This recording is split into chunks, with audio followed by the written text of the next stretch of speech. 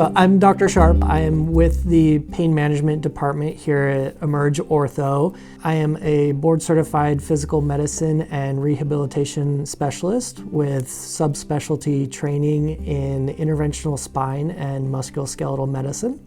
In a separate video, I discussed different causes of low back pain, one of which can be pinched nerves.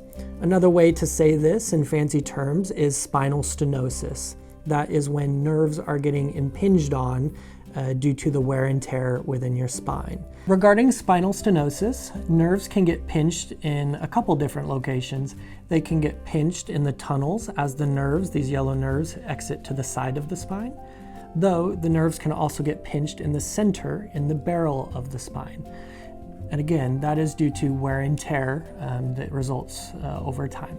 Symptoms you might experience with spinal stenosis include experiencing back pain, radiating leg pains, weakness in the legs, pain with standing or walking for short durations, for which you have to go sit or lay down to get relief.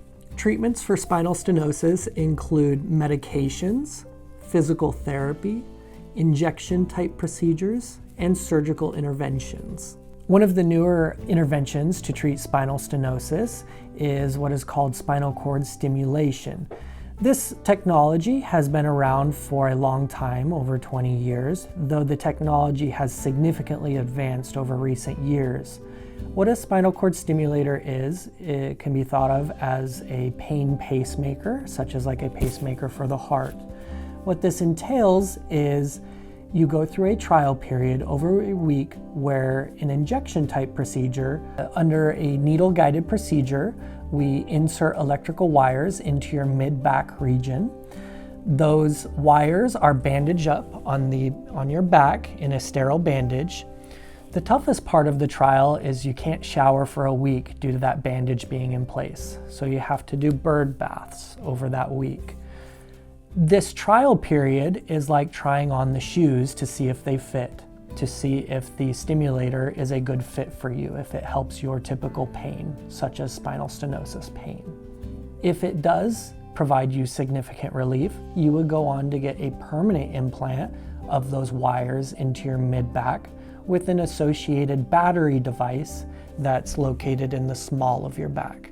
This is a very minor surgical procedure that would be done in a surgical center where you're put to sleep, and 2 small incisions would be made to fit the battery into place. Some are bigger batteries, some are smaller batteries, but generally a 5 to 10 year lifespan.